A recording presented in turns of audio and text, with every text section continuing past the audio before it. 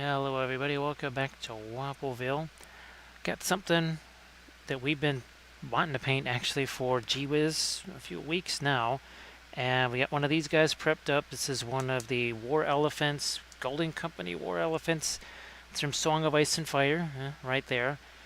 And I quickly just slapped on a few little bits here. It was mostly the broken up pieces of the terrain.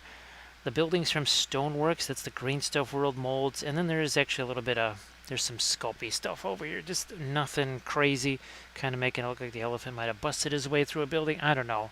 Maybe we make it look more overgrown. We're going to be doing some gold here, and we got some references down there. Maybe some freehandy type things, and maybe that design over there, I don't know. We'll see how that works out, not quite sure yet. The elephant. Hey, Bithron. I was hoping that you were able to get the message. I tried to send out a message just to a couple of folks. Obviously, I would have liked to have started earlier, but, well, that wasn't going to happen, not given the situation here. What we are going to do, though, is have a pretty darn simple pre-glaze here. It's mostly things like Van Dyke Brown and the Mars Black and that sort of stuff. Hey, Landrast. So here it is. Here it is. It's the, well, it's the not Olifant Olifants. And earlier today I threw this stuff on there. Hey, Dano. Dano, how are you doing? But you're definitely on the no sleep binge, and boy, that's gonna start happening again really soon, even more fierce. Sooner than we thought. Okay, this is just bouncing back and forth between the Van Dyke Brown, the Mars Black. Yeah, these are just the Green Stuff World Stoneworks things. Hey, Chainsaw. Nice to see you back, Chainsaw. Happy. Thank you so much. That's 17 months worth of subscribing there.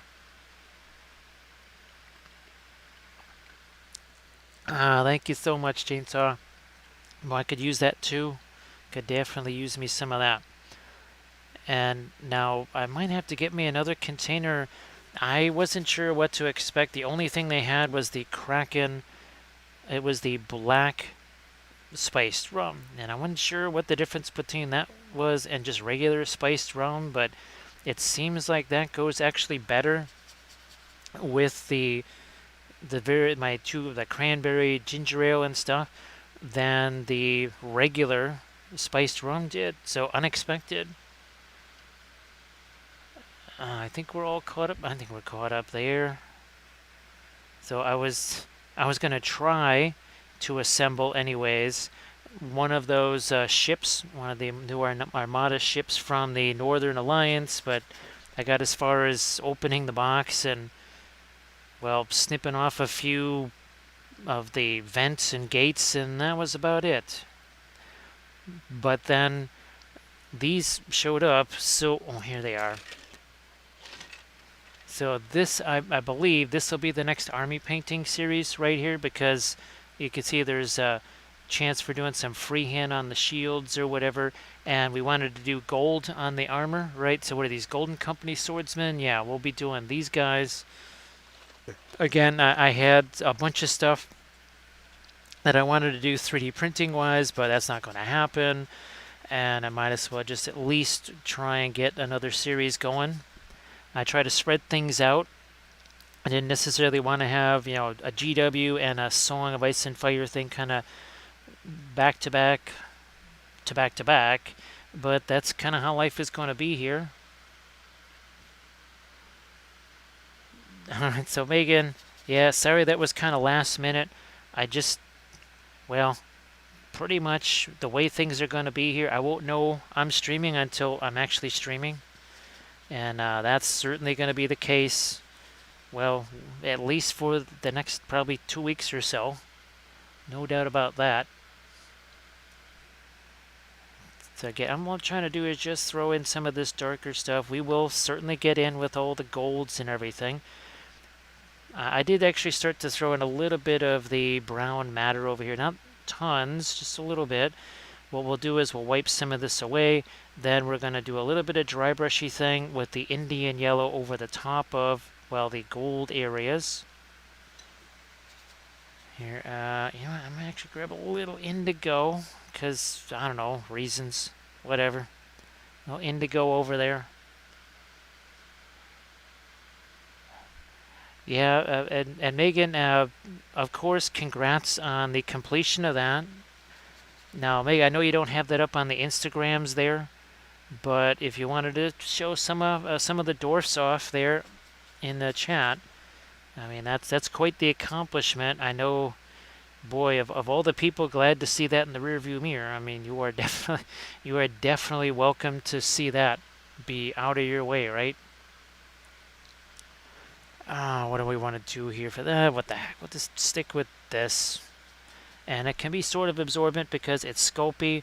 It's the plaster, again, from those green stuff world molds, the Stoneworks molds. I'll show you in a sec here. And then, of course, we're going to take our makeup sponges to this and wipe some of this away.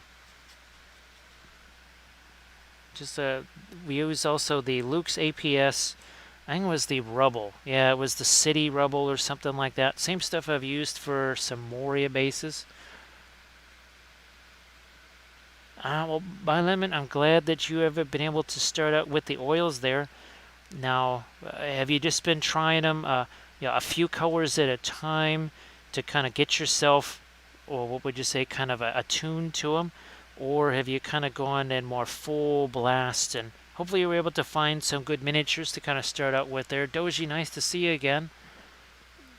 And everybody, please check out Megan's link right there. Again, Megan has done some really amazing painting. You're going to want to go check that out. And of course, Megan, she's promised that on her first stream, it'll be a 36-hour stream, non-stop, no breaks, no food, no nothing. That's how she's going to start her Twitch career. She said so right here on stream.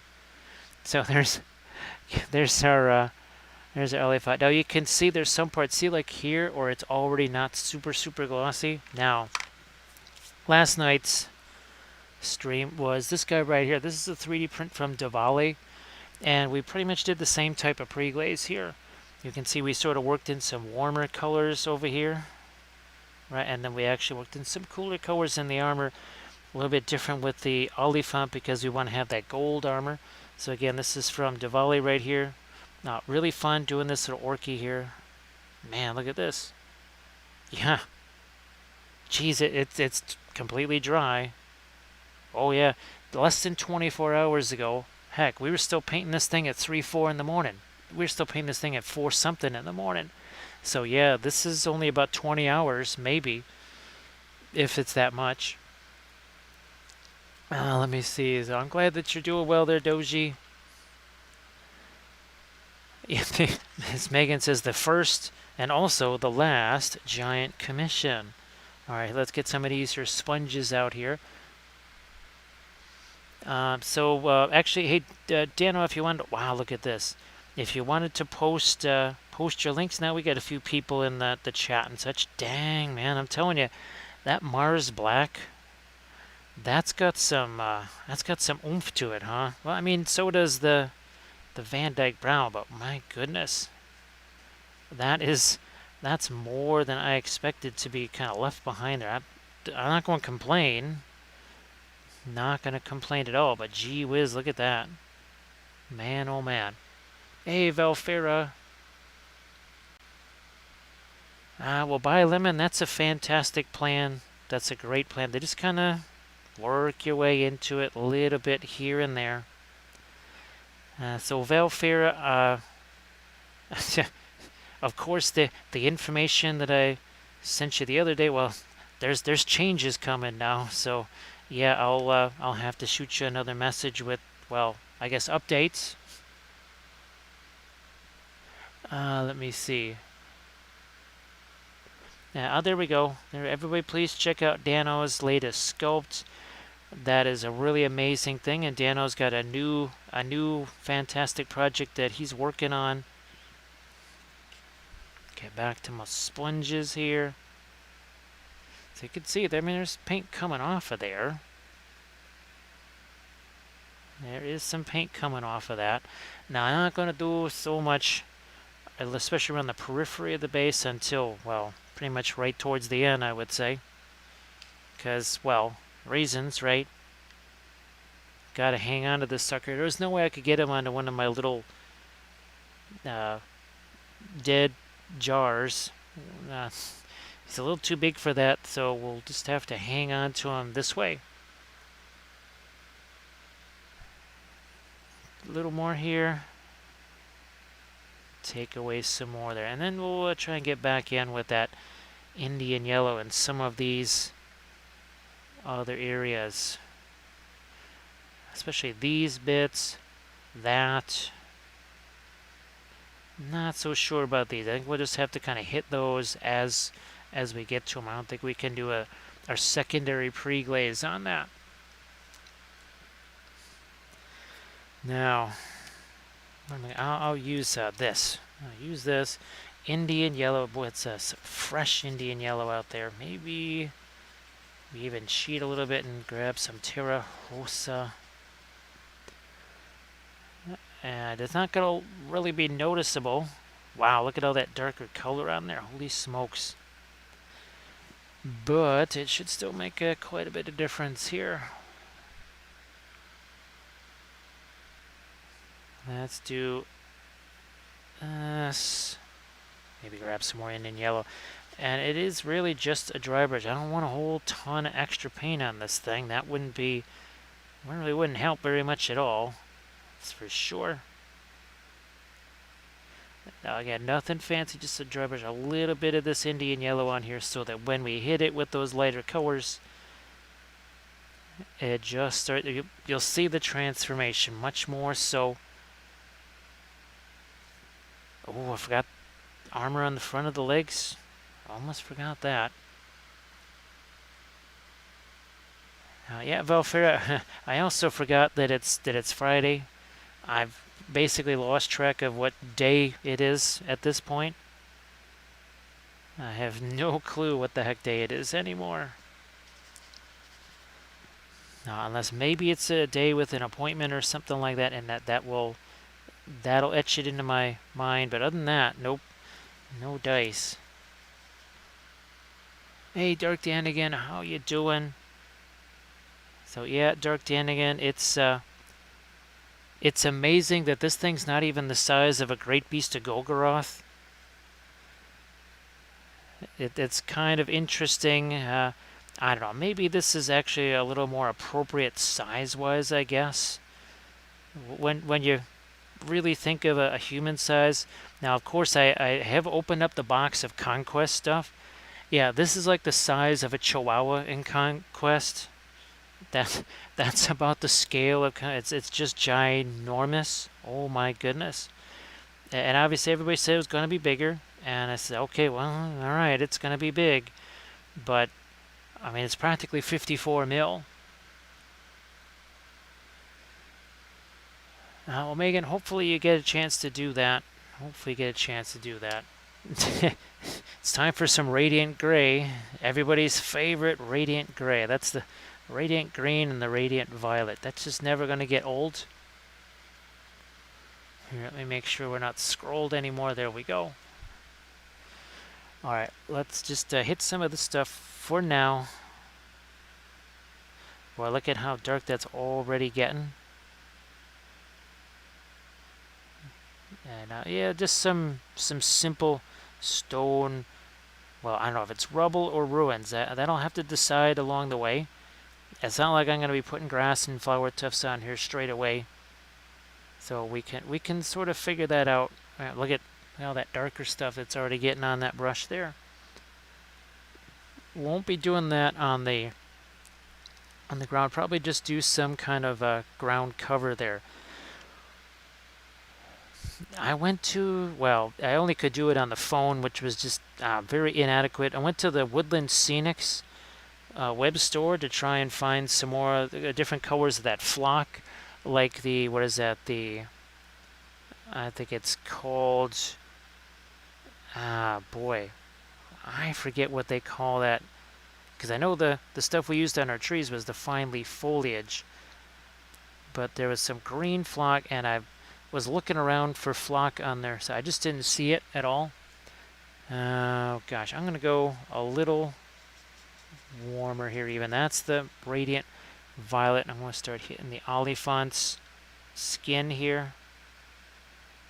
So Dano, I hope that you're doing good on this Saturday morning. I wasn't sure if you have some have some big painting plans. I can spit that out for this Saturday or this weekend period. Look at how dark that's getting.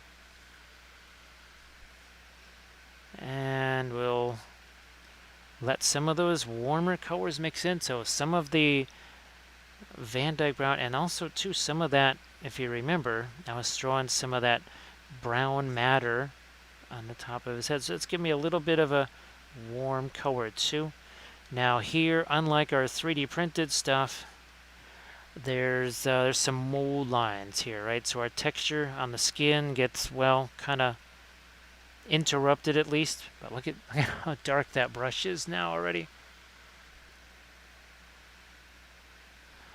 Let's see.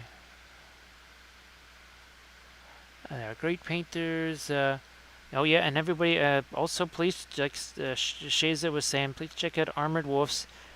Wow, look how dark that was. Check out Armored Wolf's Instagram for not just all those amazing dice bags and all the incredible leather work, but also for some really spectacular painted miniatures.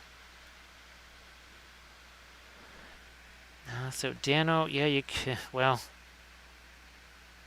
I'll have to write you a little story. I'll have to tell you a little bit of story about medicine. It's intriguing. Yeah, I'll shoot you that message probably later tonight or tomorrow or something like that. You'll find that interesting. Here again, now we're gonna probably need, I think, some warmer colors on the tusks there. For sure. We'll see if those are, I guess those will have to also be metal. Why not? Well, look at how, again, how dark that brush is getting. And all it is just coming in contact with the pre-glaze that's already on here. You can always come back into that with some more light tones. You might even do that. Just wait to do that until things have a chance to set a little bit more.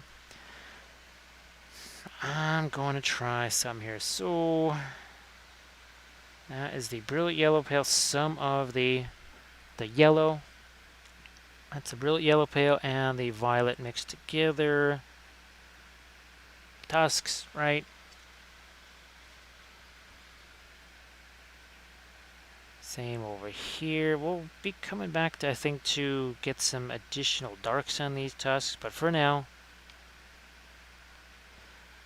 just trying to see, well, how light do we want this to be? Because there's our metal, right? All the highlights and such on the golds.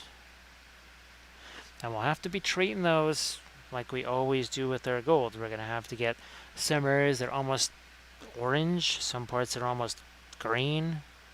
We're going to want to make sure we have plenty of reflected color on those. I'm going to maybe take a little bit of this here, Radiant Red. No, it's Radiant Magenta, Terra Rosa. I don't know, just do a little something here. Sort of changes that color around a little bit. And again, Doji, that was really an amazing painting there that your son did. So I'm sure that is going to be a much loved piece of artwork in the Doji household there, for sure. Again, look at how dark that all gets. Now, how's about we snag some of this Brilliant Yellow Pale. Start doing a little bit of lights on our gold here. Not too much. So look how light my grip is on that brush. It's practically non-existent. Caress the brush. Do not crush the brush. Let's see what's going on here with his little head armor right there. Now I'll do it. I'm sure that it's going to be very much appreciated.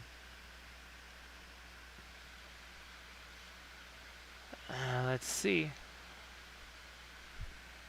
Do I need to get this? Yeah. Look at how dark that is. So I'm going to go back and we'll grab ourselves some more here. Like I said, we'll have to go back into this more specifically with some areas of our Terra Rosa. There. Don't want to forget the stuff that's on his legs here. Again, look at how dark that gets. Holy smokes. But that's the prelays for you. And of course, this is nowhere near the lightest light we can add here. We can certainly go much further than that. I think we still have a couple of these guys on the other side of our Oliphant here. What is this? This is less than a half an hour in. That's the oils for you, for sure. So, well, Chase, I'm glad that you've been able to kind of keep a little bit of the 3D printing going. Just that has literally been shut down for us the last 3 months. I got to somehow get that going again. Really have to get that working. Here we'll throw a bit more of our lights onto this, and I think these, well, there'll be some gold trim on there, yeah. But I better get some of the other lights on that before, yeah, say like on some of the, these here, and I guess we're gonna go with kind of a maroon type of a color here. Oh, here's another piece of armor over here. Okay, well, no problem, no big deal. That's, there. All set. All fixed there. Any more just straight up armor surfaces that we're missing? Not really. There. Okay. Take some of this away. Bring that over to the top, over here. And of course, you can see how that mixes in with the Indian yellow that's already there. Now let's see what we can do here for this cloth. Kind of wish I had the naphthol red out here now, but I've got Egyptian violet. We'll mix some of that together with our Fanchon red. Again, I want the... It's getting to be a little too warm, so we'll make it switch here. Let's make a change. Here's some of that. Nope, I just put more Fanchon red out there. I was like, why does that look so warm? So, naphthol. There you go. So some naphthol. And we'll also throw in some of our violets. So there's no mistakes with the oils. There's just makeup sponges. Not really broken up about that. Okay, so again, some of the Egyptian violet, some of the naphthol here.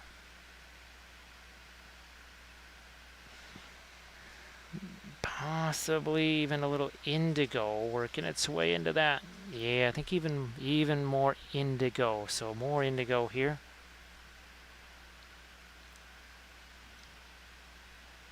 I don't want it to look too Lannister-esque. That is my worry. So it will certainly be only using some violet and all that other kind of stuff to lighten this. We do not want that to look too orangey red, not Lannister red. Can actually maybe let a little bit of that work its way onto the gold right now. Same over on this side. Boy, oh boy, that is a dark, almost sort of kind of violet right there. Now we're just going to have to let that set there. And then we'll go over the top of it with some of our radiance, whatever. All right. Let's start to pan out some things here on our gold surfaces. Let's start to just see, okay, maybe here's where we want things to be a little lighter. Just to sort of sketch out some of those lights. I think I won't be doing a whole bunch on that base because, well, I'm probably going to need that to set my hands on here. So base will probably be the last thing that we fool around with. Okay, yeah, our Mr. Oliphant right here. We're just going to slap some stuff on there, and then we'll just take our blending brush to it. Pretty simple. Now again, it's the advantage of these things, right? Being Song of Ice and Fire. Yeah, not really going to break them, are you? Not really have to worry about something like that. Now some of them, I don't want to say they're fragile, but they can be more easily damaged than other ones. So see, look at that. I mean, it's just so easy, right?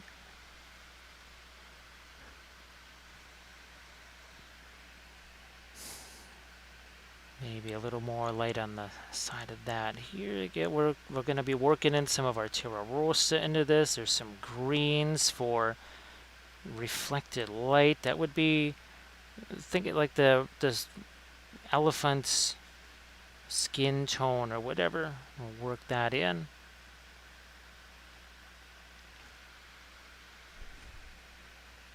So let's work in a little bit more of our later tones all the way down here. Some stuff on the leg armor, I suppose. Now, these guys here, I'm just gonna... Nah, that'll be too light, too fast. I'll have to go over them with the Indian yellow if I do too much of that too fast, so we'll just leave them as is. Speaking of which, just grab a little bit Indian yellow right there.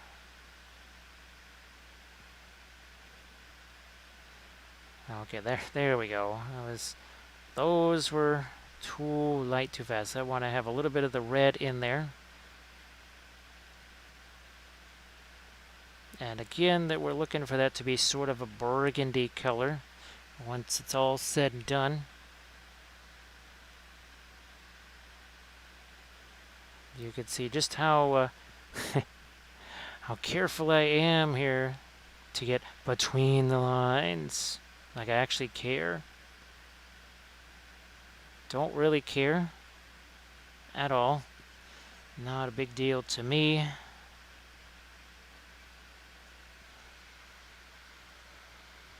Alright, Megan, you have a good one. Thanks for popping it. And Megan, I know you're the one who's really glad that those guys are all done. They're out of the way. You can paint the next 2 or 3 armies of Fire Slayer dwarves now. Just getting this first one out of the way. This Megan reaches through the screen and strangles me because she doesn't want to see any more dwarfs. She says no more dwarfs. She is completely dwarfed out. That's it. No more dwarfs. Gonna work it in. A little bit of some lights there, and now we're going to do some of that over here. I guess get a little bit more of that Indian yellow, like so. Here, and I don't know, how long are we into this? 35 minutes. Yeah, 35 minutes, and we've got not just all of our kind of basic sort of color scheme started here, but we're actually starting to do even a little bit of shading, even a little bit of mixing. Start working in some of that green-ish color here. So some green, over here, blah, blah, blah. Poof. Yeah, just let that mix as well. See how that's kind of mixing with the color that's already there?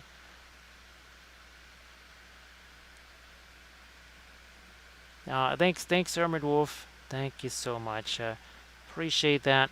I, I I do apologize that I have not had time to make any just regular YouTube vids. I used to try and take some of the sessions here and turn those into YouTube vids. There's been no time to do that.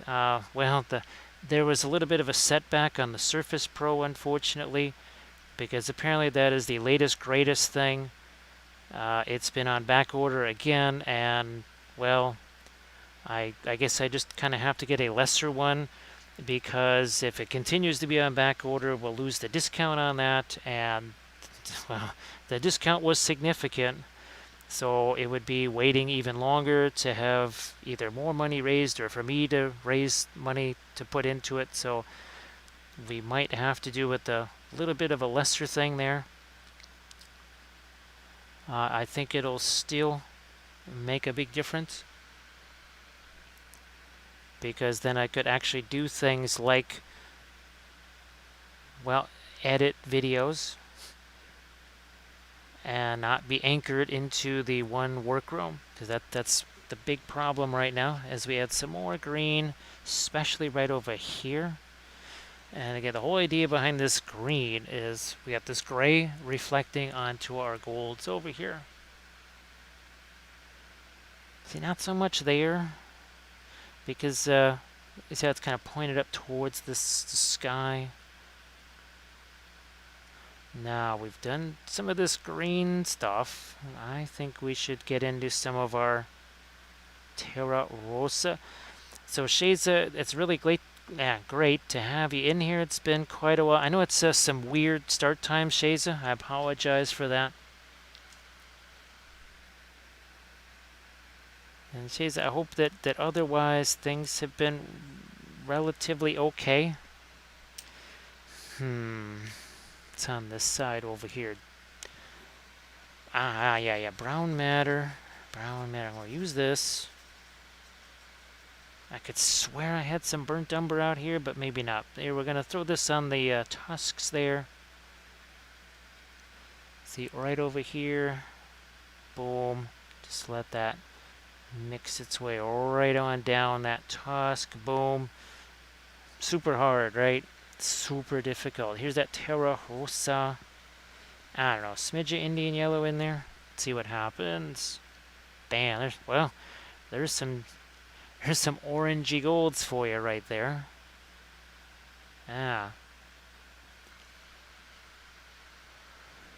Shayza, I'm glad that it's doing, it's relatively calm over there. It's good to hear. You know what? I should probably do some of that over here. As far as tomorrow's stream goes, anybody's guess is as good as mine whenever that's going to start. Except, here's a hint, I would guess after 11 p.m. Central Time. Much as I would like it to be not 11 p.m. Central Time or 1 in the morning, like it has been lately, I do believe that is going to be the case. Just prepare yourselves, brace for that. A little more of the Terra Rosa, why not? A little more of that Terra Rosa. Yeah, I'm working not just the darker colors into this gold stuff here, but also a little bit of orangey that makes our green stand out that much more as well. The straps there, I don't know, let me see what happens. Let me just try to take some Van Dyke brown and some green. I don't know, whatever. You can see we really sweat the details here, don't we? I just want to have a little something there, see what might work, what might not work. And if it gets too close to the elephant's skin tone, we can make a change. Any other? Wow, okay. Down here. I knew there was some more of those waiting around somewhere. We'll also have to get some lighter tones on the Oliphant's face, of course.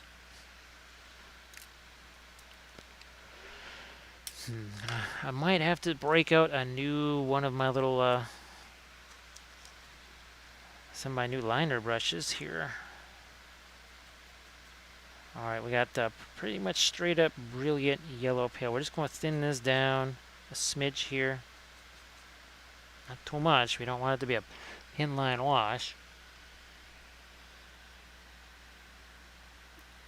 And now we're going to start to see just where we might want to catch some of our lightest lights. Of course, each of these had a crazy little mold line on top of it, going through these little spiky bits, as you can imagine. Plus side of the sawing figs, no no assembly, but the downside is mold lines in some jinky places. But we try and deal with them as best as we can. That's going to be all about the reflections, all about the edges. Not just some contrasty things, light and dark, but also some color contrasts too.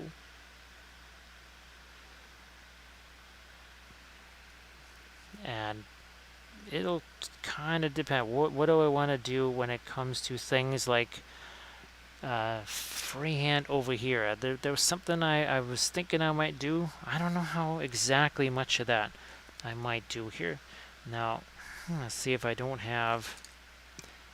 Guess I could use this maybe as a bit of a blending brush. It's a little too large for it.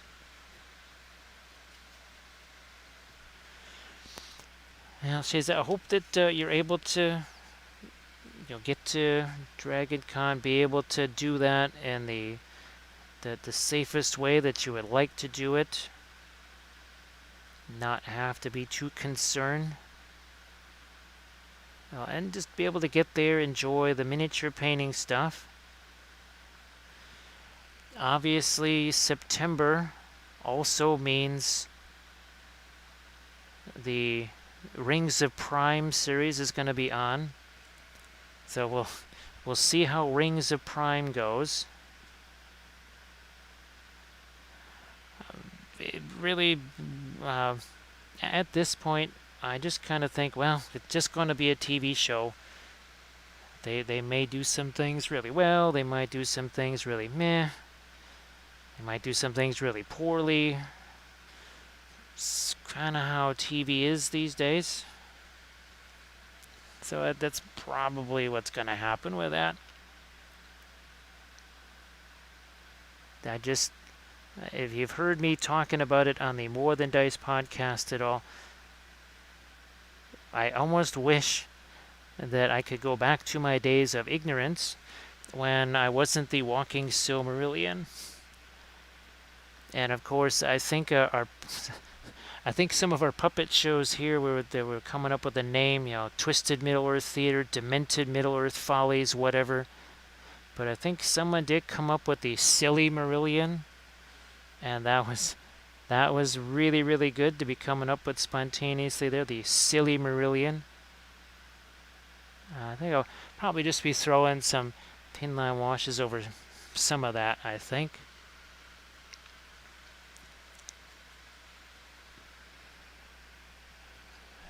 So again,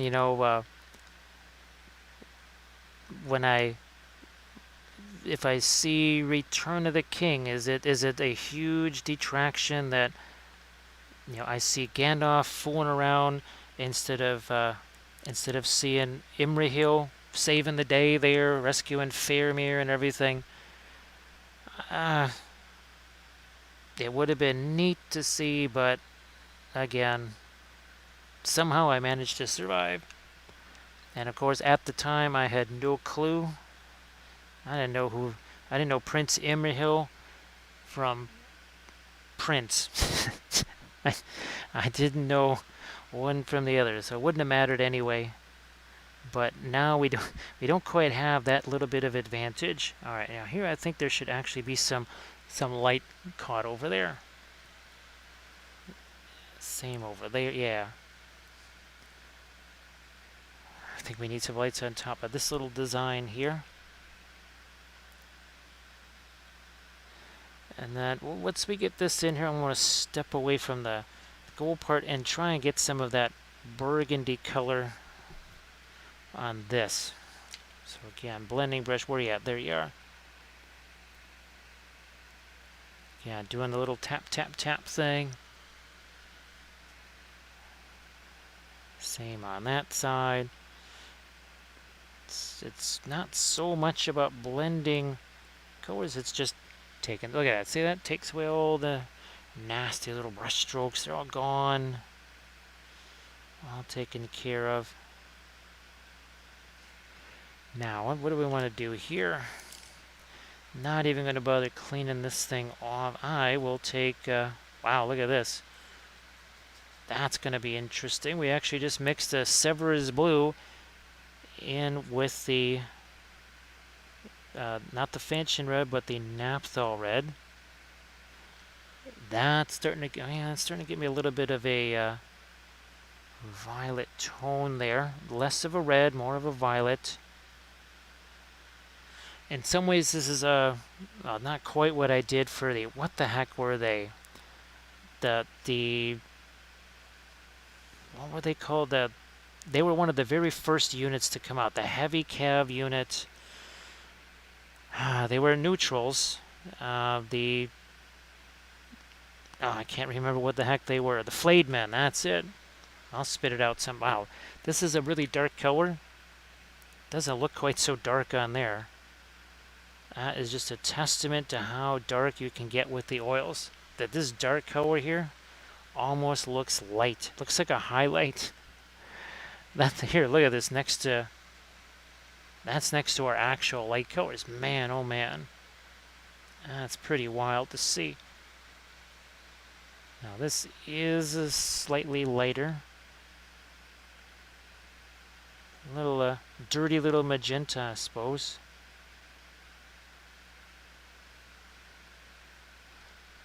So I think we're starting to get a little separation now from the Oliphant skin. That's something I wanted to make sure that at least it was a little less gray than that.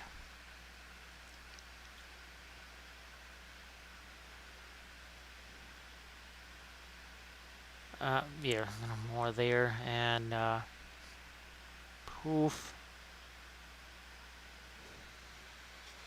I guess that's a little lighter too.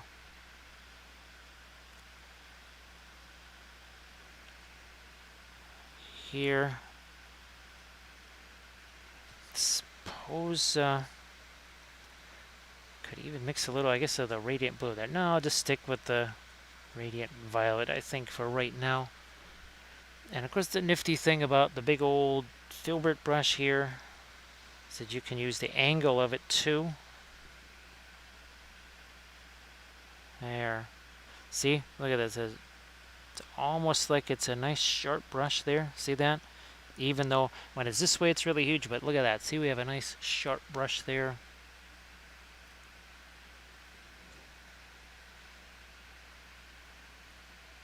And again, here, we'll forget this lighter stuff. And I'll take the corner end of this. Look at that. See that? Wider, and then we've got that nice thin edge that we can use here. We'll use it again here, and then we'll take it the other way, use it in a more traditional filbert brush manner.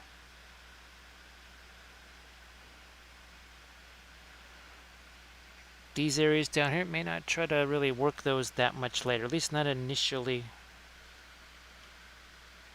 Bina, nice to see you again. How you doing there, Bina? And Bina, I have the, well, just because of all the situation here, this is going to be the next army painting series. So we got some freehand that we can do. Going to try a little different style basing, and then all of this nifty reflective gold stuff, which, well, kind of like what we're doing here on the Oliphant, right? I'm glad that it can be a little bit of chill with the rats there. I do have some Skaven stuff. Now, it would be older Skaven stuff. Obviously, I have a ton of Skaven printing stuff. I know that Archvillain did a bunch of Skaven stuff. I know that Titan Forge also, I think, did some Skaven stuff. So, I don't know, maybe we'll... You know what I've never actually had a chance to do is combine kind of two things. Where we've got maybe some GW infantry or something like that, and then maybe Archvillain big guys or monsters or whatever. I know that a lot of people would love to see the warp lightning stuff, right? And the glowing green stuff that you would probably typically see on some Skaven things.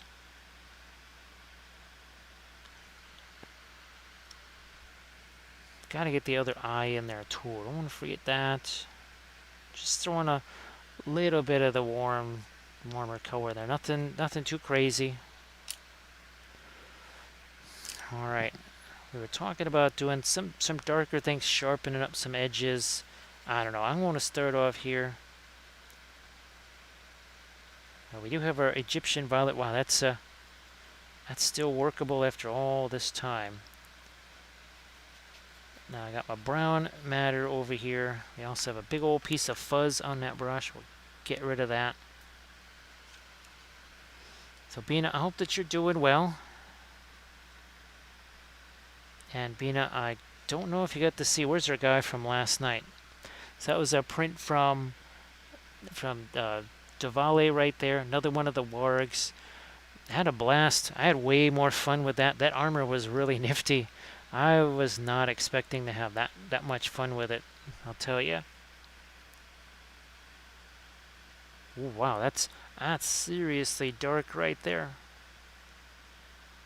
It's okay, but wow, that was darker than even I expected. But see how we kind of tighten up that edge there. You know what I might actually do? Let me see if this will work here. This might be a little too close, but maybe not. I'm really glad. Actually, believe it or not, I was hoping to print out a bunch of the new Kurzlik Army of the Dead stuff, because I wanted to do that same sort of, well, the glowing green effect and such, but with the oils this time on some Army of the Dead. Really hoping I get to do that. Now here, we won't take the brush here. So see that nice dark right there? We're just going to take that. And we'll just let that blend right. Look at that. See? No need for layers, right? I just slapped that one color on there. Poof. That's it. And I hope that it was pretty easy to get all that done too. I mean, well, you know, you're doing Skaven. There might be one or two minis that you got to paint, because Skaven. So I hope that lets you just charge right through all of those rats.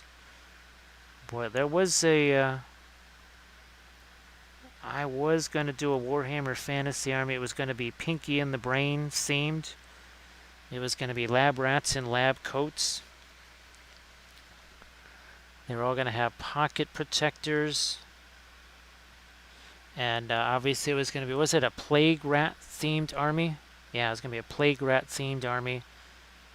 Obviously, well, Pinky was going to be the general of the army. You know what? I'm just going to darken that down for right now.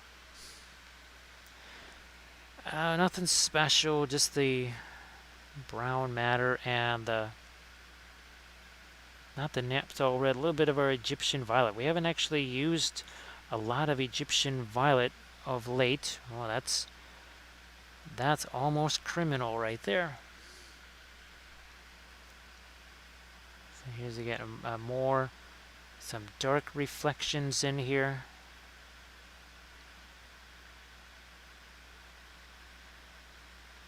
Yeah, that wasn't making a lot of sense, so we're going to change that up a little. I think maybe that makes a bit more sense right there. And then after we do this, we'll come back with some of those greens that we were talking about. So there's again that dark around that edge that automatically just really tightens that edge up. Now, oh, and Doji, if you wanted to share the links to your fabulous Dothraki. Now, actually, Doji, that's the next question. Is that finally not just dry, but did the sheen go away, or were you just gonna hit it with some of the anti-shine and just kind of kill the sheen that way? I mean, it should, no problem.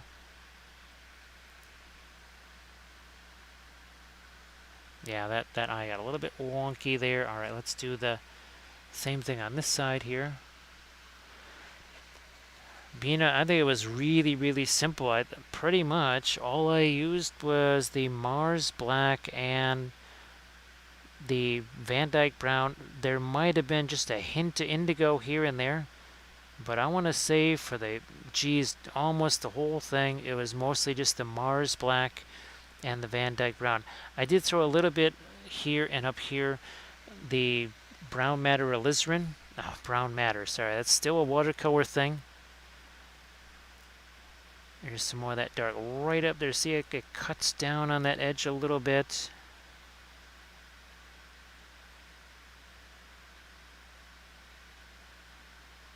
So, we have to do some over here too.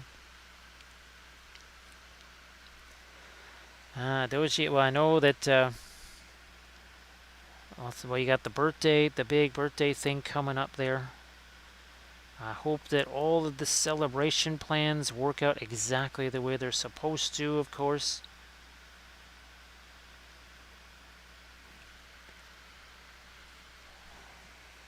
That's out. Well, no problem, Shaza. No problem. Well, we're only an hour and 17 minutes in. Yeah, it's 1 hour 17 minutes ago. This had no color on it whatsoever.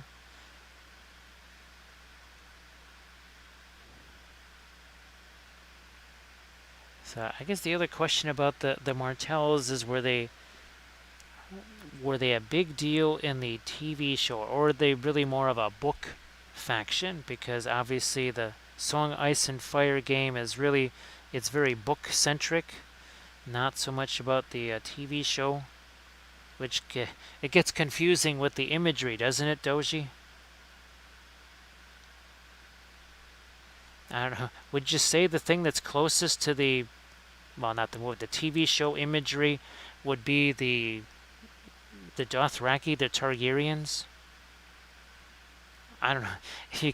You can't really make them all that much different, can you, than they did in the TV show? Ah, so they're a book faction. Okay. Well, Doji, I got me some research to do then, don't I? I'm going to have to do me some research. Don't be surprised if I shoot you a question or two or three or four.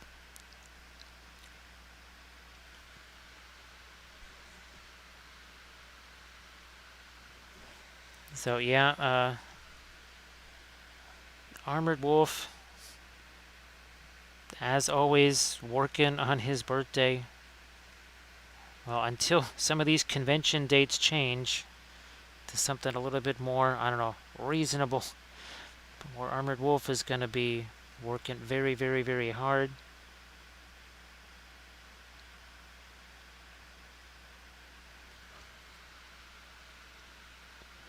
Let's see. We'll consider them the way depicted in the series. Also, if I only read the books.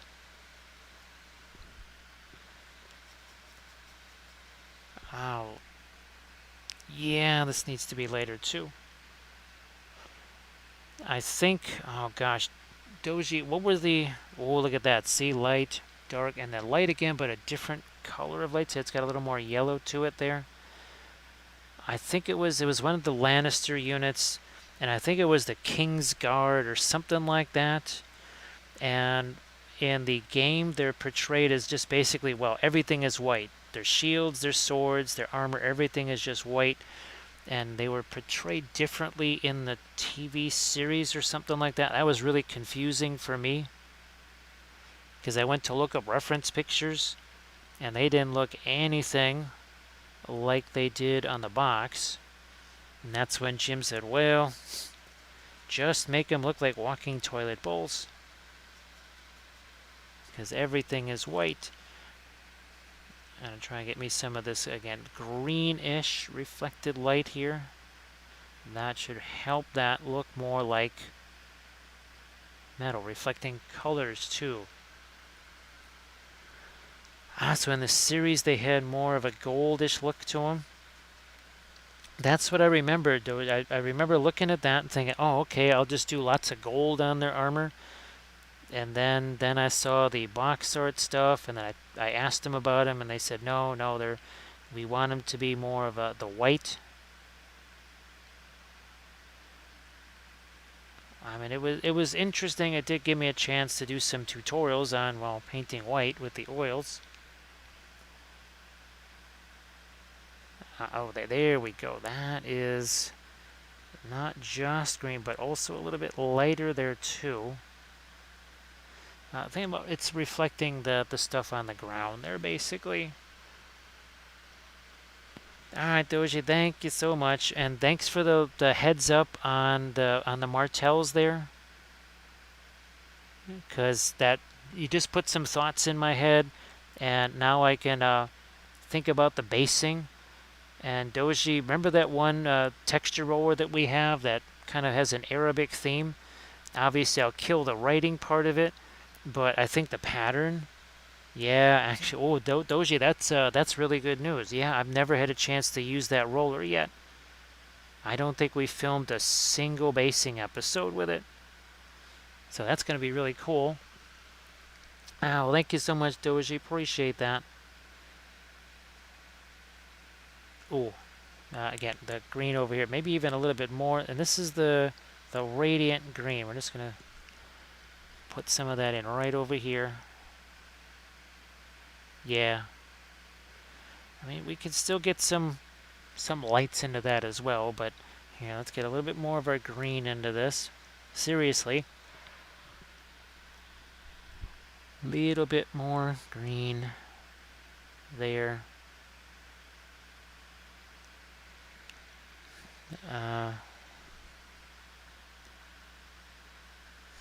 Throw some back into here. Yeah. Oh yeah, back here too. So see you later there, Doji. Again, thank you so much. Appreciate you being here.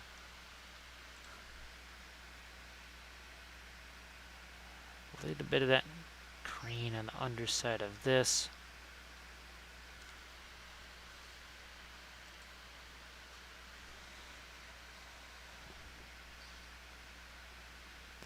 Alright, same thing over here. Now I might back out of this just a smidge so that people can see kind of the whole thing there. Yeah. Also too, I just want to double check and make sure we've got this where we need it to be. So I guess we do. Alright.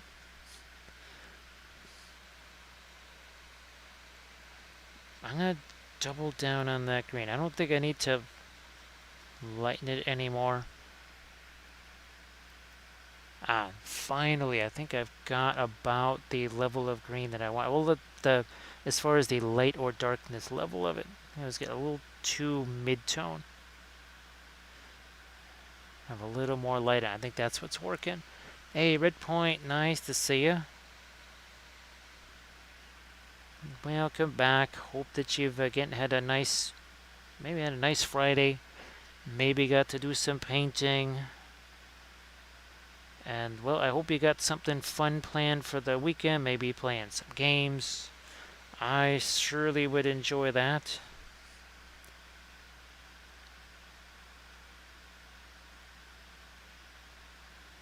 Okay.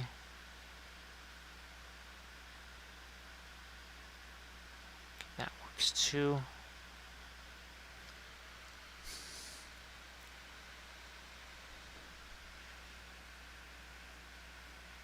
All right. Almost. There's a part of me that says I might actually do something a little bit different. I might actually take one of the work areas out of this room, as in the area where I do prepping of stuff and basing and everything else. What's happening here? No, that would be too light. That would be too light. So let's get our here also over there. Yeah. Like so here. And then fix up some of this stuff that just got a little dodgy there. Surface a little bit torn up by some mold lines, so we'll try and fix those up too. Pascal has returned. Well, you have somebody else to follow now, and somebody else that's going to be posting some really nifty links in the chat. That's Pascal. Pascal, how you doing? Everybody, please give Pascal that follow. And of course, Pascal, if you could please post your Space Marine bust in the chat there, like always.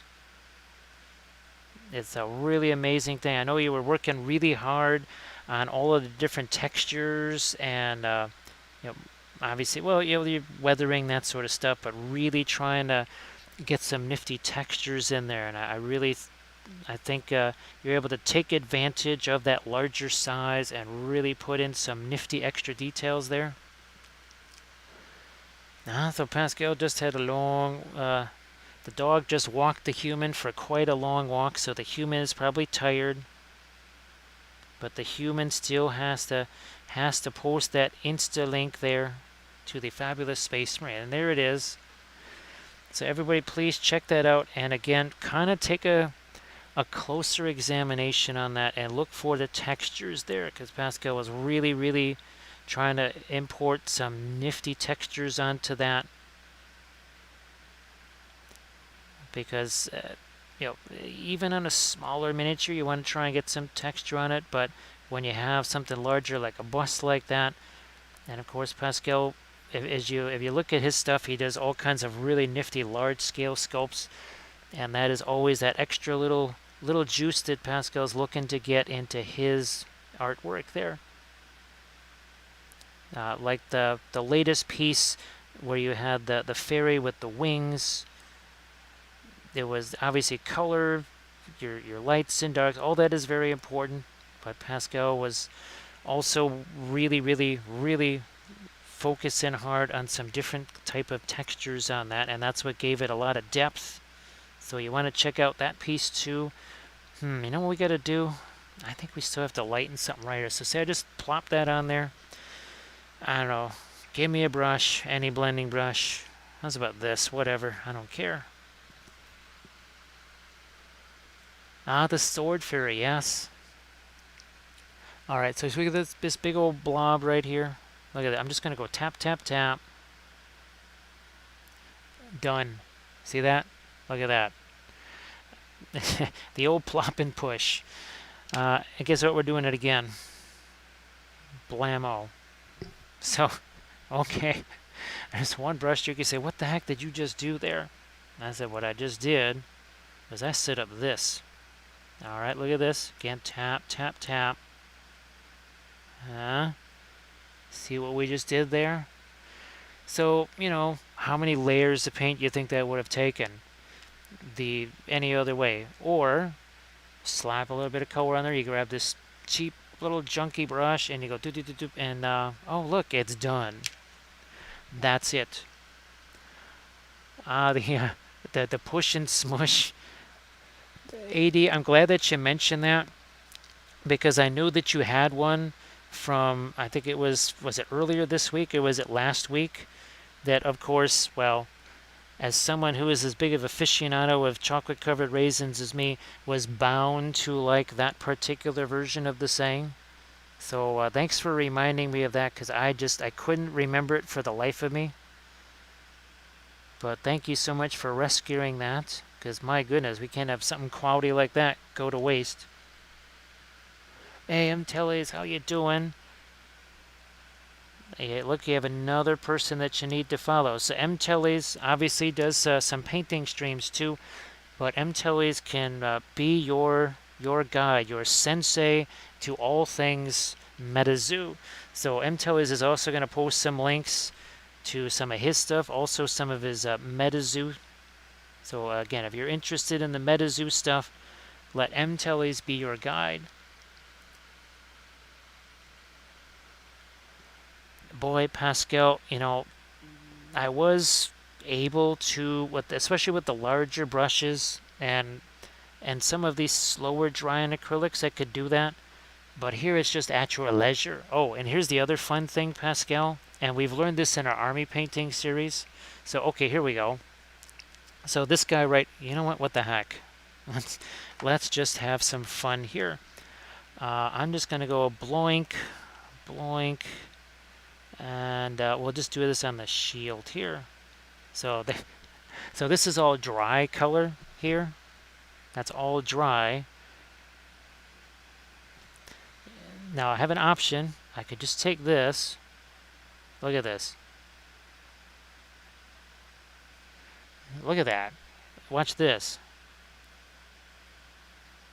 See, I'm just kind of scrubbing that and buffing that. And then here, look at this. So that was wet oil paint on top of dry oil paint. Did that take about 4 or 5 seconds? Oh, forgot about this. Look at this.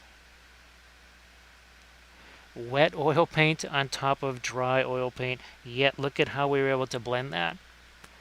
It doesn't have to be wet into wet. So if you get interrupted, as it always happens to all of us, right? You say, oh man, my pre-glaze is all dry. What the heck am I going to do?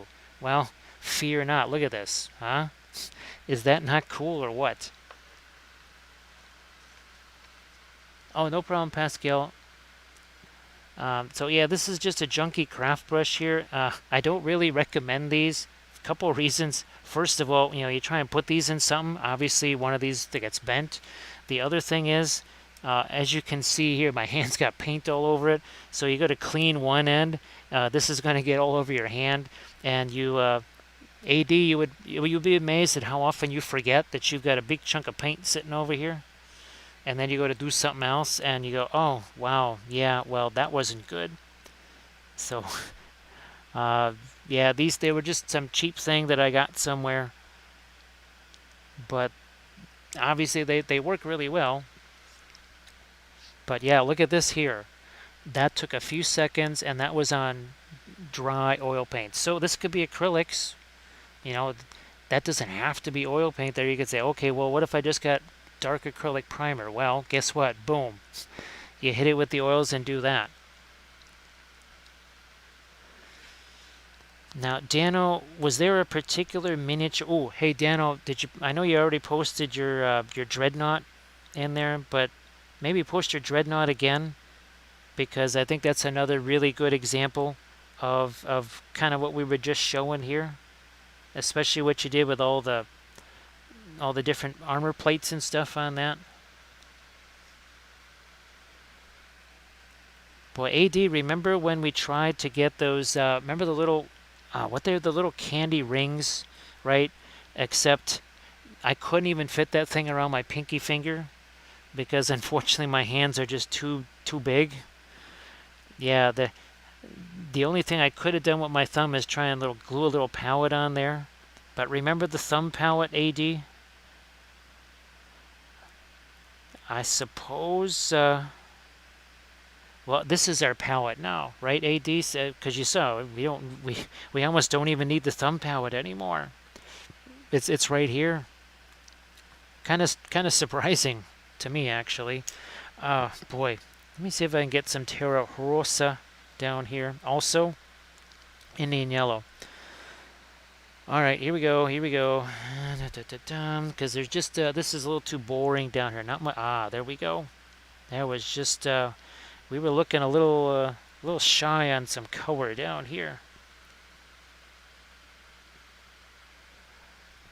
And Pascal, the nice thing is that you saw right there, it's not a zero-sum game. Ooh, wait, look at this. Orange right in there. Bam, look at that. Look at that.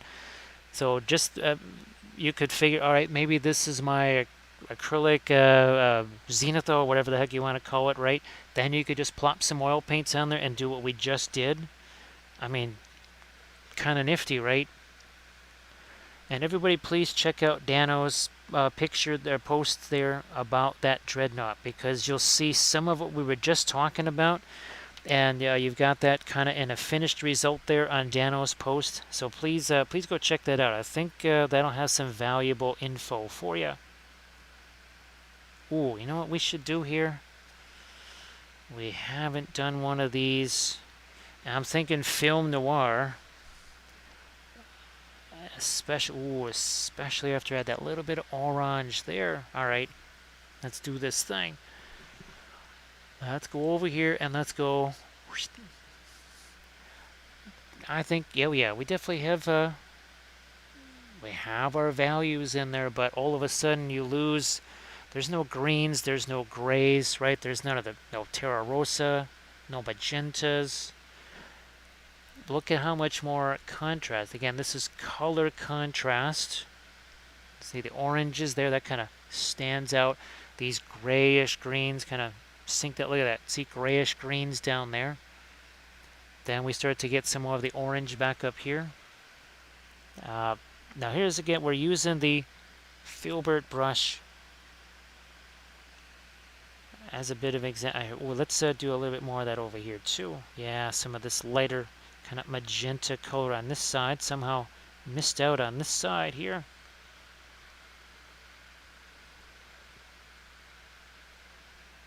So again, everybody, I think you're already following Cephalopod Studios, but if you're not, Lethal Shadows, if you don't mind, if you could shout out Ceph in the chat there, so that people can get a little bit of a preview. Again, they'll be able to see Ceph streaming there from ECCC. And yeah, Lethal Shadows, that the battle against dust is kind of crazy, isn't it?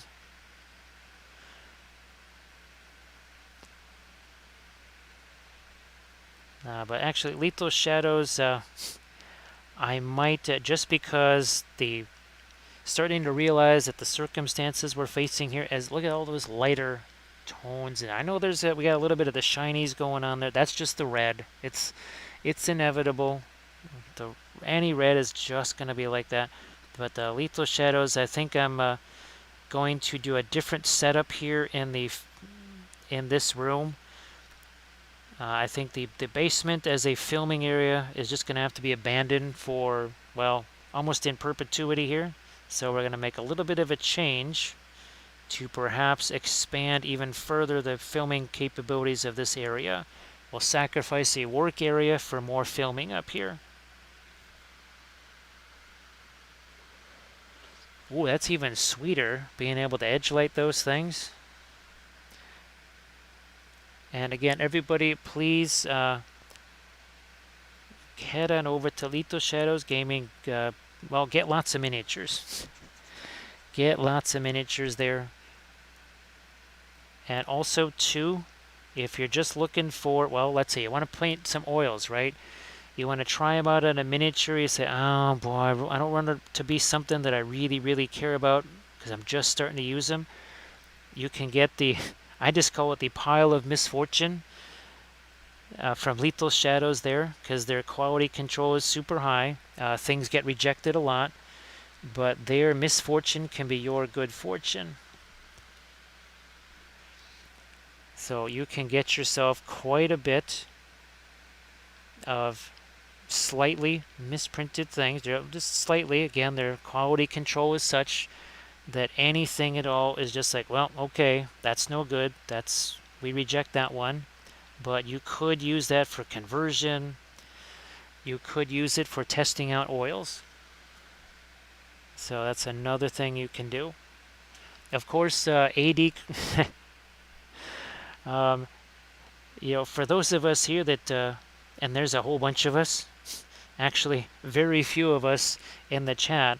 We're all taking a spin on that wheel of misfortune. Uh, it just seems like all of us are taking multiple spins on that. That's not a game show we want to be on. You know what I should do is I should get some lights down here. Oh, and basing bits. Yes, some casualties, basing bits. So again, if Lethal Shadows can just put a little bit of a descriptor into that. I think it's the 1 pound, right, of misfortune. See, you could take a pound of misfortune and turn it into just delight. See that?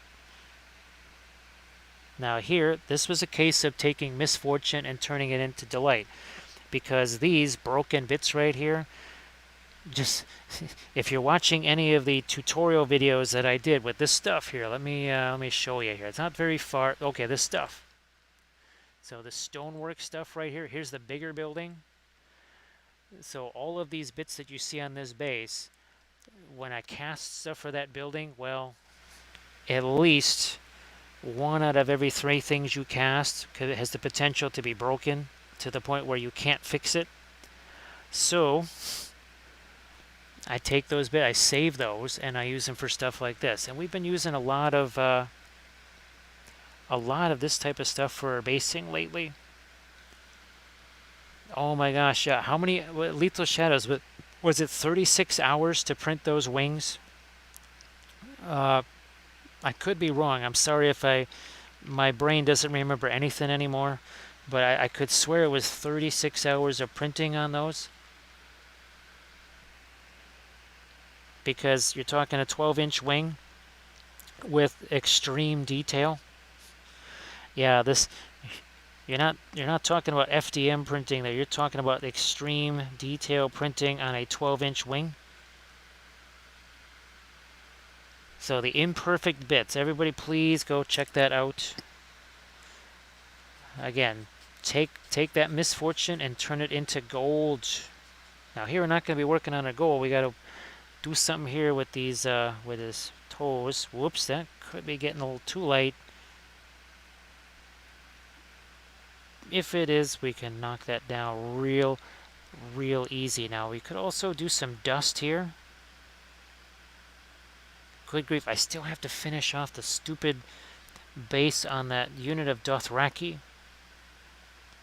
Also, gotta get some later toes down here. I don't even know if you can see some of that stuff. I won't dwell on that stuff too long because you just can't really see it there very much. These maybe you can. Maybe you can see those. Alright, more lights over here. Gosh, I might have to get some more of my fast matte white out there. Now we're going with some brilliant yellow. This thing right here, not really looking like metal anymore, at least not compared to all these areas where we have all this nifty reflective stuff like this. So yeah, we just chuck those colors on there. We're going to take this blending brush, little tap tap tap. Look at this. And bam. See that? Looks like some extra little reflections on there. And how hard did we have to work to do that? Not hard at all. You know what? Remember our green over here? Let's just grab some of that. Now we have that light over here. Remember we did that early on. Now, also another area of light here, because it's maybe reflecting something over here. See that? So we have a light. We might also put another little strip of darker stuff in there. We also have to be concerned about how much paint is on this brush. Also, thin paint sticks to thick and vice versa. So we've also thinned that paint down a smidge. See that? I don't know if I really want that much reflected light there. I don't know. I'll have to check that again. Now here, where's my orange? Let's see if we can get this little bit of orange over here. Ah, there we go. Look at that. We got some pale yellow, some green, then some orange. Now, where's Mr. Prinkles? Where's Prinkles the cat? And you can see that here. So see all the reflections there on the gold? Same over here. So you got the red reflected. You've got the same stone. Oh, also too, see these stones over here? Same stones that we use there. That's the Sculpey stuff that we did. And I got a whole bunch of basing videos that show how to do that stuff. Now again, let's go with some of the orange here. Orange there. More. Also, some thinner. That was a little too thick. It wasn't really wanting to stick there. Alright. Whoops. More orange. Now, the same deal with the green that we did over there. So that's going to be the radiant green for the most part. Not going to look like green when it gets on the miniature. It's going to look like some kind of a gray. So see, we can't have that big old area dark there. There's dark green. There it is. And bring that little light right up there. Now, a bit more. Over there. Some down here.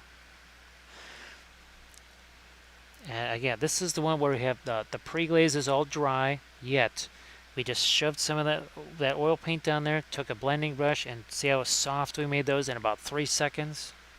That's all it takes. It's almost like magic. It's almost like magic, but it's not. It's pretty darn simple. Something anybody can do. You just shove that paint on there, and then you just start pushing it around, and bam, you got yourself all the blending that you want. You got all kinds of extra different colors because you didn't have to layer them. You didn't have to glaze them.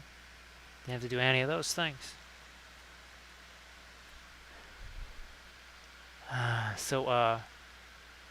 Actually, at Lethal Shadows, did you want to post the STL of that particular drag with the 12-inch wings there so people can just see the monstrosity of that file right there? Oh my goodness. Yeah, I'm going to try and lighten this up a little bit more here. Also, let me see if I can get the top of this thing. I'm also trying to angle it so you can see it. Bam, see that? One brush stroke, that's it. That's all it took. I think, yeah, got to get some light over here on this. So again, for the folks that are new in here, I have been able to determine what the next army painting series will be. Obviously, we're extremely limited, can't really get the printer going, so all the things that I wanted to do won't be able to, but we just got some new Song of Ice and Fire units in the mail just today. As we, oh, look at that. See, we got that dark there. All of a sudden now, we have ourselves something to contrast with, and that's the real simple. That's just a little bit of that brown matter. Let's start getting some of our skin tone on that, just like all of our grays over here.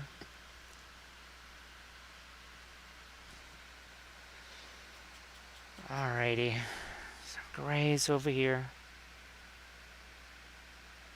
Look where my hand is on that brush. It is closer to the back of the brush than the front. So first of all here, look, I'm about 5/8 of an inch shy of the miniature to begin with. Also, I have no leverage. This here, plenty of leverage. Look at that. You don't see the brush shaking or anything like that, do you? Now, Right Can Wife says, why don't you shake up some bits in this? Thank you so much, Right Can Wife. How you doing? Oh my goodness. So thank you so much, Right Can Wife. I appreciate that. So everybody, please give Right Can Wife and Right Can Games a follow. Also, too, if you're interested in a house, Right Can Wife can set you up with that, because Right Can Wife would really, really, really love for, well, that to not be a worry anymore. So, Right Can Wife, I know that you've had just a lot of extra mischief way more mischief than you want. So I'm not even going to ask, was there a little bit less today? It's almost cruel when we ask each other that question, right? We almost don't want to ask each other, so what kind of fun new things happened to you today? And we all say, well, here's the story. Ah, see, look at that. Look at that. Brings out some nifty texture right there. So Ride Ken Wife says, well, why don't you head over to Arizona? Try a whole new climate. Everybody's got pools in their front and backyards. They probably have some in their houses too. I only bring that up because it just came in conversation here as actually swimming as far as a therapy goes. Impact-free therapy, right, for say hip joints and other joint soreness, arthritis, whatever. And we just kept thinking, yeah, we don't know anybody around here that has a pool. I don't know a single person in this entire area that has a pool at all.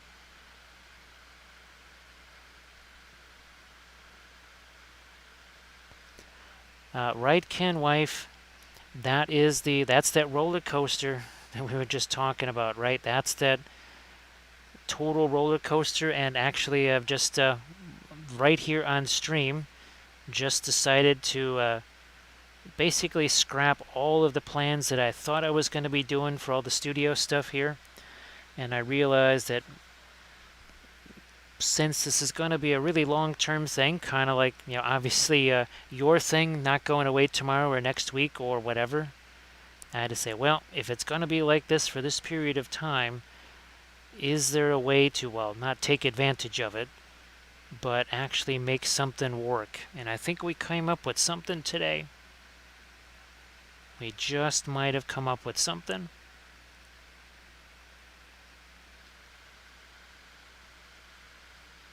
Oh, hey, Gimme. Says Dano says it sounds like Queensland. Well, Dano, gosh, wasn't it how many months ago where Queensland was a pool? I mean, wow, was it a 100-year flood, or was that a 500-year flood, or was that like a last week flood? Something tells me that it wasn't like a 500-year one anymore.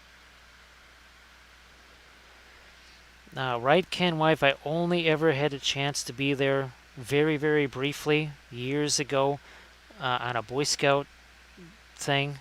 It was a long time ago. And I'll never forget, these guys were in a big old public park, and they were playing cricket in Vancouver. I would not mind playing cricket. Not at all. So Dano confirms that, yeah, that's that once in 500 years. That doesn't really apply anymore. Now we need to get this a little lighter, just like what we did over here and over here. Let's do that. Gimme, I'm pretty sure that if there were any public pools around here, they're probably closed, just because of various reasons, or extremely restricted as far as how many folks can be in there.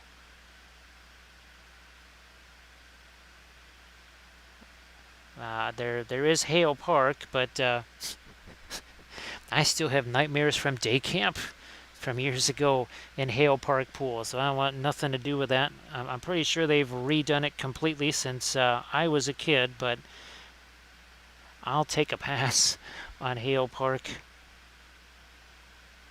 That's the only other place around here that I knew that even had one. They might have even ditched that, actually. So Dano confirms, yeah, the 100-year stuff is about every 7 days. The 500-year stuff, you guys just do that every other month, right, Dano?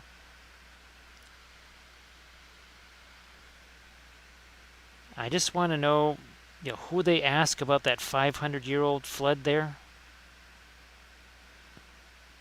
I mean, obviously, geologically, there's a lot of things left behind by those type of events, obviously. But it's It's kind of like, well, I don't know. That's still kind of an iffy thing to be just saying there.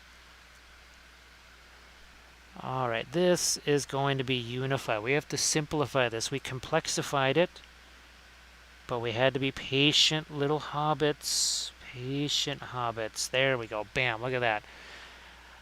I wasn't mixing the colors. All I did was get rid of some brush strokes. We call it brush stroke maintenance, right? That's what we're doing here. That's what we're doing up here. See, we got some dodgy brush strokes up there. Well, got ourselves a nice little clean brush here. I'm just going to tap away at this. It's not going to change the color whatsoever. All it's going to do is get rid of some of the brush strokes. That's all. That's all we're looking for.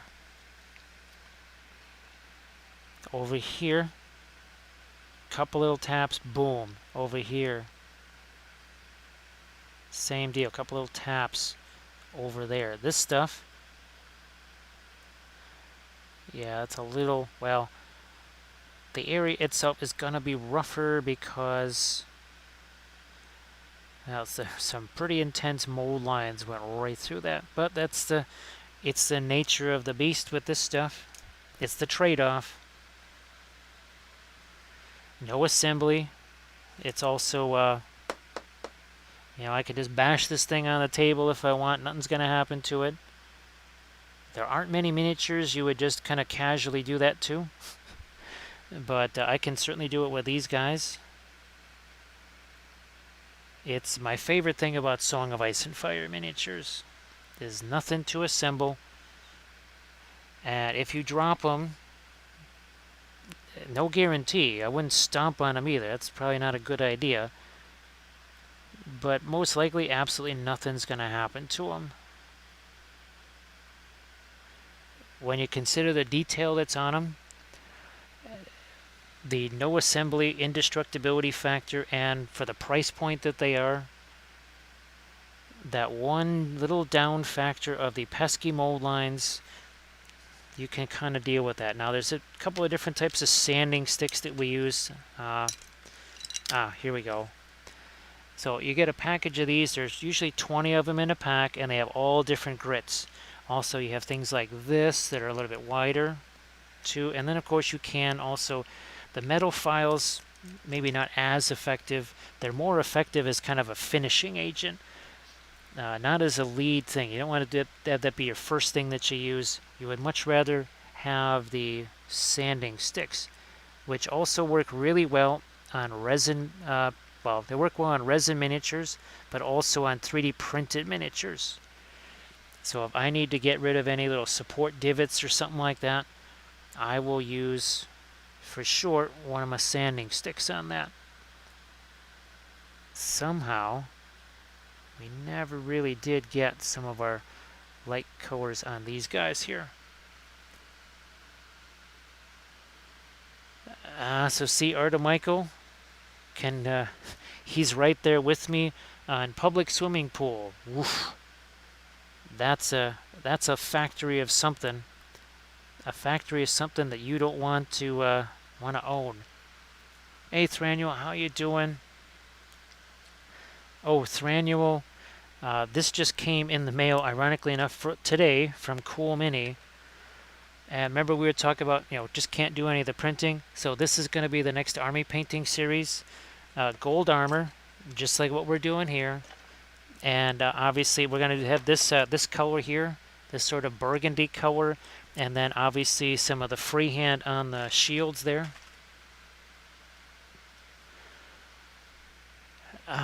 So so right, Ken wife, what's that? Oh, Ricola. You're familiar with that commercial, right? For, I guess those are the throat lozenges or something like that. I don't know. But we always substituted E. coli for that. Yeah, that's you never want your commercial for something that's supposed to be like a medicine to be associated with E. coli, but it just worked out really well. Oh, thanks, Bitsron. What was the thing in Boy Scouts? Okay, yeah, so you were always warned to handle the eggs with a little bit of care, and also just don't let them get your hands on everything else after you touch those. Otherwise, you'll be visiting your not favorite restaurant called Salmonella's. See, we just reflected some of our red here. Well, burgundy. Sorry. We're going to do the same over here. So take this.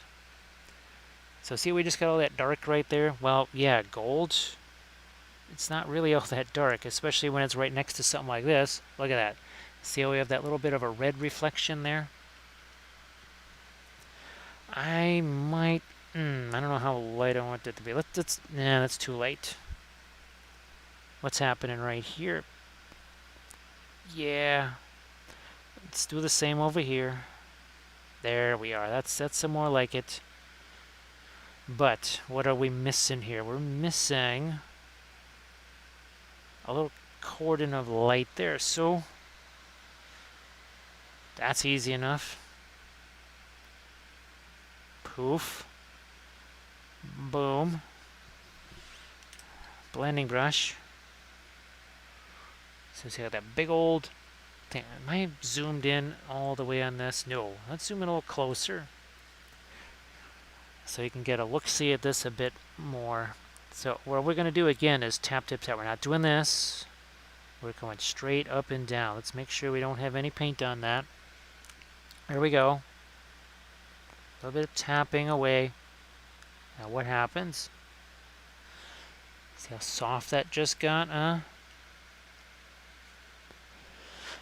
Yeah, so Thranduil, as much as I'm really bummed about the... I want to do those merfolk, and then I also wanted to do that the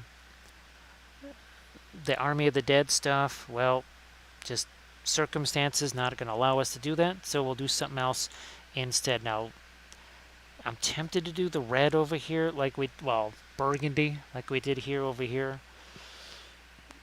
Oh, we'll just do it. We'll just do it because it's fun.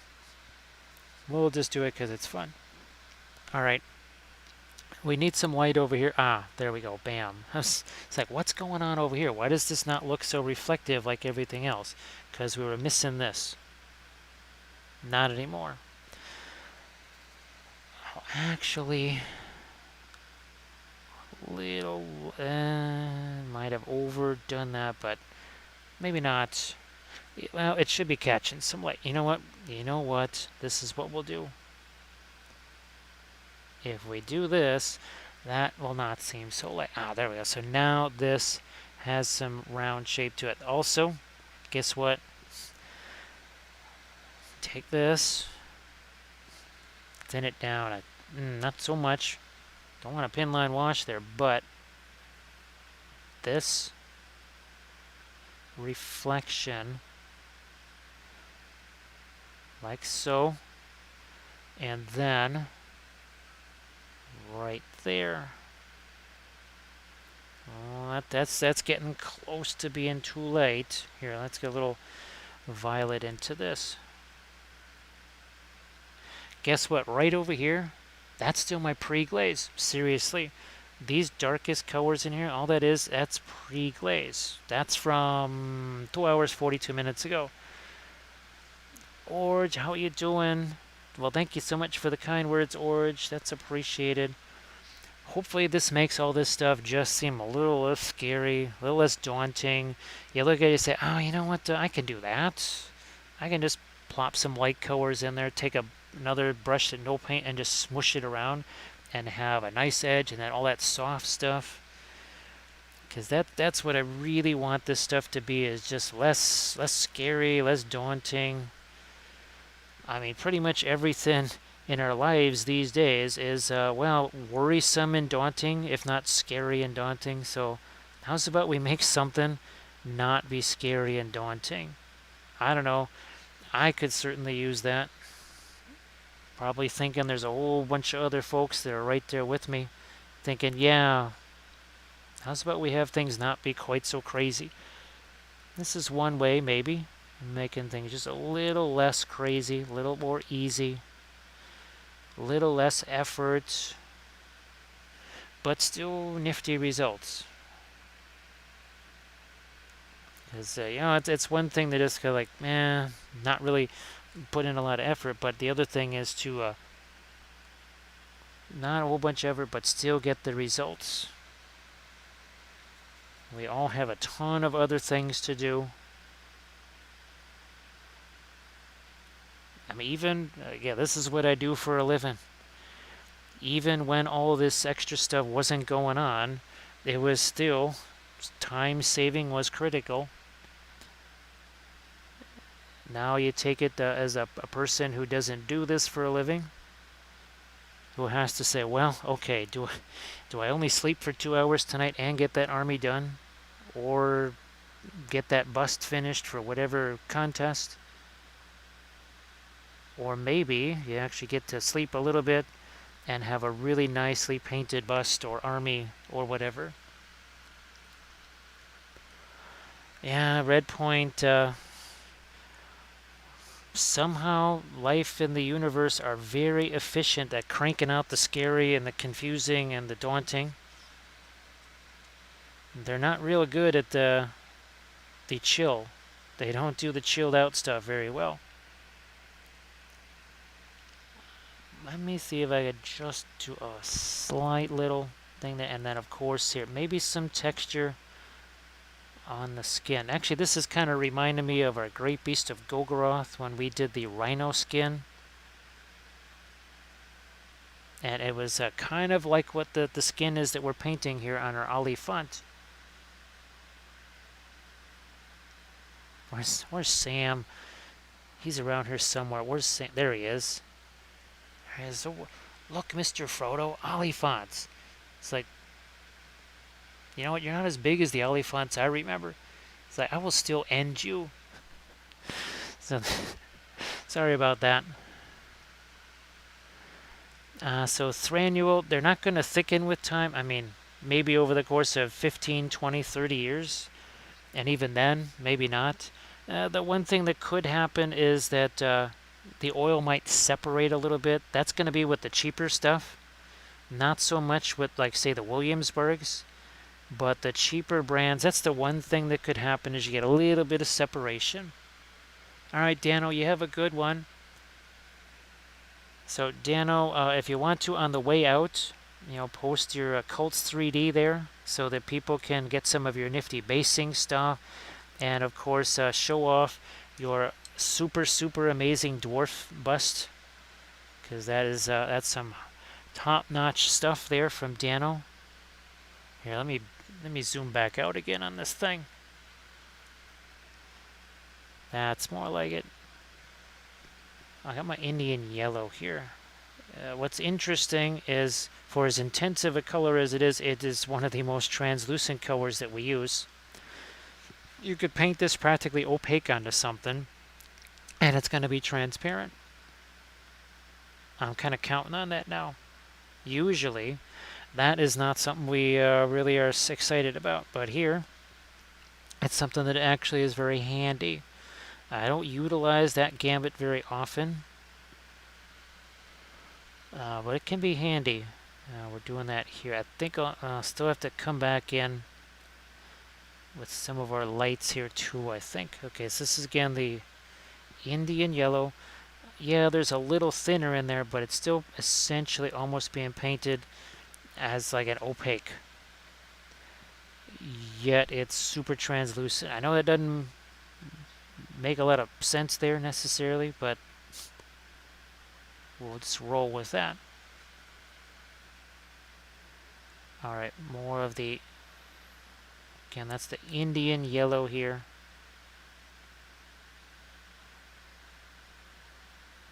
Maybe not over on that side, but we'll just have to. This here, that's really smushy. There is nothing going on in there. We are going to have to. I'm going to go with something like this perhaps. There's the Indian yellow. And some of our Egyptian violet. And my hope is, okay, now I've got to come back in with some reflected stuff on the filigree work here, which maybe is going to have to be this weird greenish gray. How's that going to work out? Let's see what happens here. It's a little bit fuzzy here detail-wise because of the mold lines. Can I somehow work around these mold lines? I guess now I'm just going to go in with some of the Brilliant Yellow Pale, I think. All right, over here. And hopefully this is light enough.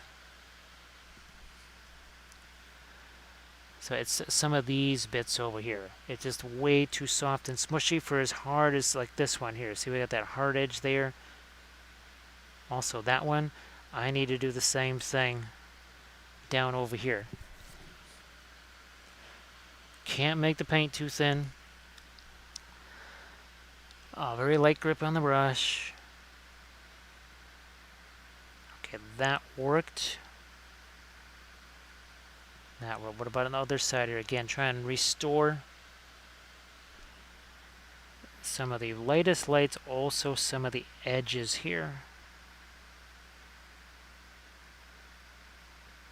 I guess that sort of works. Nope, too thick. Bend it down. This is one of the last edges that need to be fixed. There we go. Oh, and then this. That, it's not quite on the right side of it. I want it on this side. There we go. And then perhaps the tiniest bit of reflected light down there. So I think now that looks a little bit more like what I needed. Still though, again, thinner, Brilliant Yellow Pale.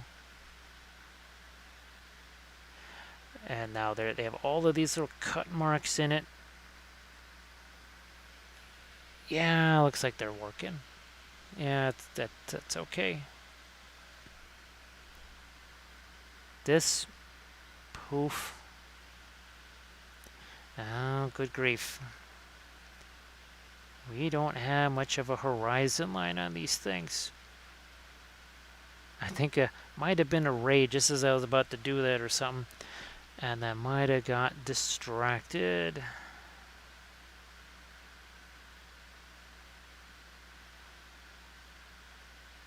Okay.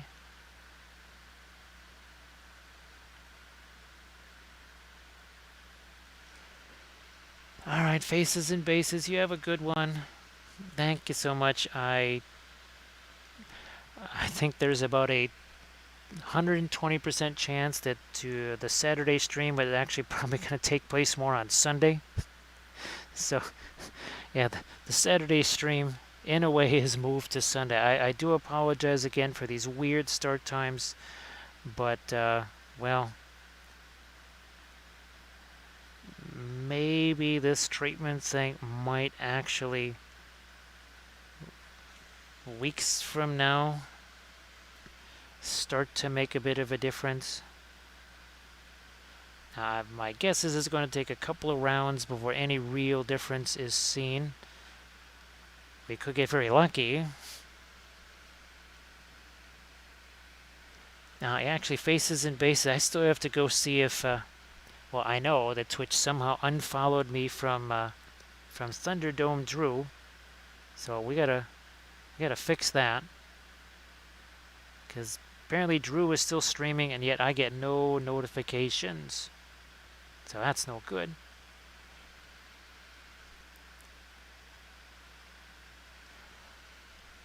Now, I don't want to go too bonkers with that Brilliant Yellow Pale. There's a couple of these other cut marks in there. Geez, I guess I better do something with those. Here, let me see. We'll take the Brilliant Yellow Pale here. Wow, this also needs to be much lighter. Also need a bit of a horizon line on these guys.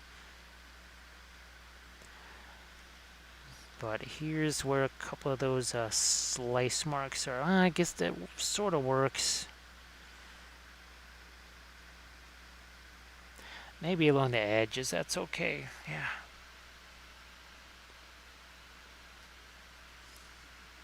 All right, well, thanks so much, Faces and Bases. You have a good one. So here, let me see. Well, okay, we'll just keep an eye. Wow, geez, Armored Wolf, I wasn't. That's been weird. The last. What was the other? That was not all that long ago. We looked them up like, whoa, there's nobody. That was only a few days ago, wasn't it? I looked around and said, wait a minute. There ain't nobody. Nah, oh yeah, here we go. So we remember we were talking about putting some darks in here and then coming back with, say, the brilliant yellow pale on the tops of these. That's what we're going to do now. So I'll see you later there, Crazy Wolf. Yeah, just I looked over there. There was, at first, there was a ton of people. I don't know, that was only about 40 minutes ago. And then I looked around and it's like, where'd everybody go? Come on, man, it's only 4:24 in the morning.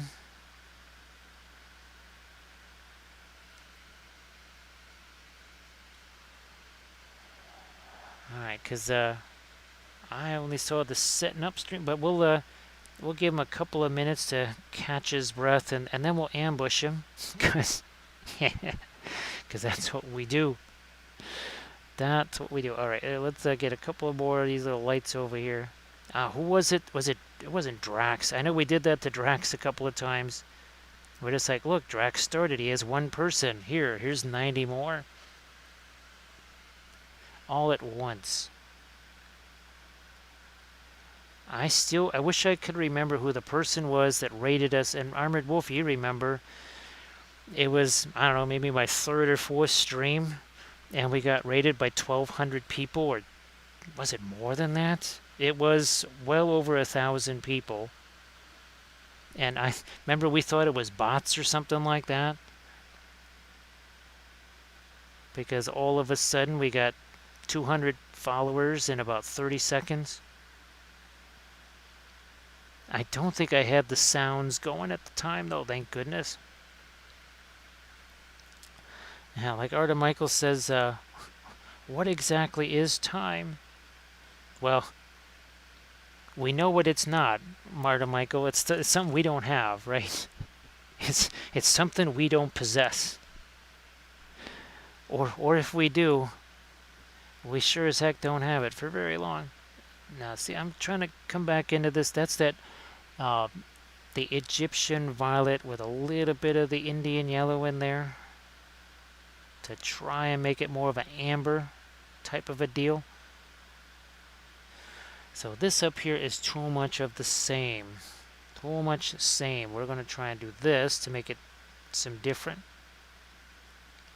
Yeah, that's linguistic gold right there.